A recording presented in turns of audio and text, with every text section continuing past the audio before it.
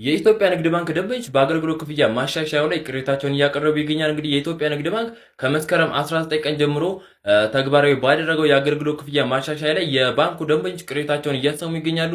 በተለይም ገንዘብ ከአንዱ ባንክ ወደ ሌላ ባንክ ትራንስፈር በሚደረግበት ሰዓት እንግዲህ የአገልግሎት ክፍያው እጅግ በጣም ከፍተኛ እንደሆነ ቅሬታቸውን እያሰሙ ይገኛሉ ደንበኞቹ ማለት ነው። እንግዲህ ከደንበኞቹ በተሰጡ ምሳሌዎች መካከል እንግዲህ አንድ ደንበኛ 100 ብር ከንግድ ባንክ ወደ ሌላ ባንክ በሚልክበት ወቅት እንግዲህ 57 ብር ከ7 ሳንቲም እንደተቆረጠበትም ገልጿል። ሌላኛው ደንበኛ ደግሞ 20 ብር ብቻ ልኮ በጠቅላላ 57 ብር እንደተቆረጠበትም አሳውቋል ማለት ነው። ቤተሰቦች እርሶ ጋር ዛሬ ተመሳሳይ ችግር አጋጥሞ ካጋጠማችሁ በኮሜንት ሴክሽን ያካፍሉ ማለት ነው። ፎሎ ማድረጋችሁ እንዳይረሱ። ይመቻችሁ። የኢትዮጵያ ንግድ ባንክ ከደንበኞች ከፍተኛ የሆነ ቅሬታ የተነሳበት ይገኛል። ቅሬታውም የኢትዮጵያ ንግድ ባንክ መስከረም 19 ባደረገው የአገልግሎት ክፍያ ማሻሻያ ሳቢያ እጅግ ያልተለመደና ከፍተኛ የሆነ የኮሚሽን ክፍያ እየገጠማቸው መሆኑን የተለያዩ ደንበኞች ተናግረዋል። አንዳንድ ደንበኞች እንደተናገሩት 100 ብር ከንግድ ባንክ ወደ ሌላ ባንክ ሲላክ 57 ብር ከ7 ሳንቲም ኮሚሽን እንደሚቆርጥ ተናግረዋል።